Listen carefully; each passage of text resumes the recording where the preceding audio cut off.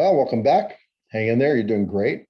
This is going to be a short video, which you'll probably enjoy. The fact that it's short, and hopefully you'll enjoy the video too. But what we're going to do here is we're going to look at the criteria for making ethical decisions. So really, one of the first questions we have to ask is this truly an ethical dilemma? Because some things are not ethical dilemmas. So let me share my screen. And that is going to be the topic of our time today is what is an ethical dilemma? Because not everything is an ethical dilemma, even though we may say it is. And so we have to have a very clear understanding and objective criteria to understand what exactly constitutes an ethical dilemma. And so as we look here, we have two examples. And so let me go through the first example. It's this. Do I lie so I won't get in trouble? Or do I tell the truth and suffer the consequences? Now, is that an ethical dilemma? What would you say? Why would you say it is an ethical dilemma? Or why would you say it's not an ethical dilemma?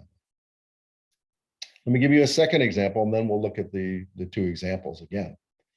The second example is, do I lie to save a life? Or do I tell the truth and put a person's life in jeopardy? Does that constitute an ethical dilemma? Why would you say it does, or why would you say it doesn't? So let's look at these two examples in a little bit more detail. I would say that the first one does not constitute an ethical dilemma, and the second one does. So let's look at the first one. The reason why the first one does not constitute an ethical dilemma is there's no moral conflict. Okay, it's not pitting two biblical imperatives against each other, right? Scripture tells us very clearly not to lie in Leviticus 19:11. The Bible is also clear that if we do lie, there are consequences to our sin, right? For the wages of sin is death. That is a consequence. So there's no conflict. And so the reality is the first one is merely Christian obedience. It requires Christian obedience. There's not an ethical dilemma embedded within that scenario. And so that's really important that we understand that. When we as Christians are commanded to do something, we do it.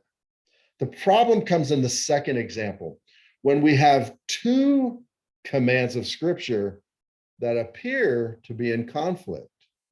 Okay, now I say appear because, again, if we went back to Betsy, she said there's non-conflicting absolutism. They're definitely absolutes, but somehow God's going to figure that out.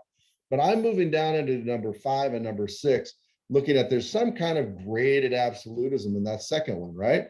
That do I lie to save a life, or do I tell the truth and put that person's life in danger? That, I believe, does constitute an ethical dilemma because we are told not to lie, but we are also told to protect life. And so now all of a sudden, those two seem to be at odds with each other. And that is what creates an ethical dilemma.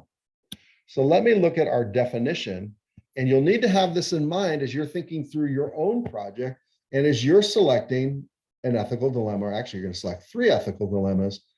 So we're going to keep this definition in mind. Therefore, an ethical dilemma is a decision-making problem between two possible moral imperatives, meaning that God has commanded both in Scripture. Do not lie, do not kill. Okay, neither of which is unambiguously acceptable nor preferable, right? So we're looking and we're saying, well, gosh, I don't want to lie, and I definitely don't want to kill. And so what's the right answer? Well, the ethical dilemma arises out of the situational conflict, that those two moral imperatives, those two imperatives from God, seem to be in conflict, and obeying one would result in transgressing the other. And that's really key. You have two moral absolutes. Do not lie, do not kill. And in a situation where the 10 booms, where they're hiding people, or if you had somebody in your home and the person said, I want that person, and if you don't give that person to me, then I'm going to kill your child. What do? You say, well, the person's not here, or well, here's the person, and then you know they're going to get killed. And so there's these two imperatives. I don't want to lie, but I don't want that person to die. So what do? That's where the ethical dilemma arises out of a situational conflict. That's the situation in which obeying one would result in transgressing the other. If I lie to protect the life, then I have to lie. If I don't lie, then I'm not protecting the life, and that person's going to die.